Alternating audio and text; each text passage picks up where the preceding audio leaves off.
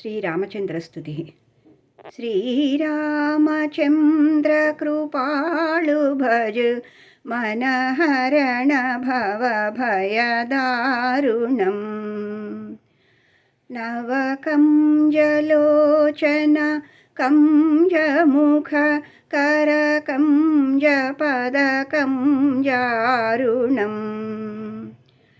कंदर्प अगणित अमित छवि नवनीलनीरद सुन्दरम्। पटपीतमानहुतडितरुचि शुचि नौमि जनकसुतावरम्। भजु दीनबन्धु दिनेश दानवदैत्यवंशनिकन्दनं।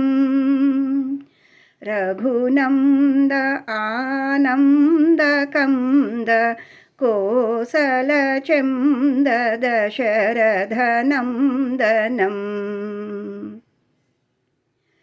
शिरमुकुटकुण्डल तिलकचारु उदारु अङ्गविभूषणम्।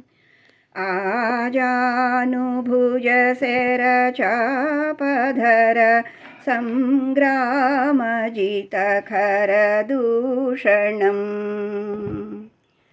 इति वदति तुलसीदास शङ्कर शेषमुनिमनरञ्जनम्। मम हृदयकञ्ज निवास कुरु कामादिखलदलगञ्जनम्। इति श्रीतुलसीदासकृत श्रीरामचन्द्रस्तुतिः। क्षमाप्रार्थना। अपराधसहस्राणि क्रियन्ते अहर्निशं मया दासोऽयमिति मां मत्वा क्षमस्व रघुनन्दन। यदक्षरपदभ्रष्टं मात्राहीनं तु यद्भवेत् तत्सर्वं क्षम्यतां देवा सीताराम नमोऽस्तु ते। सर्वं श्री सीतारामचन्द्रचरणारविन्दार्पणमस्तु।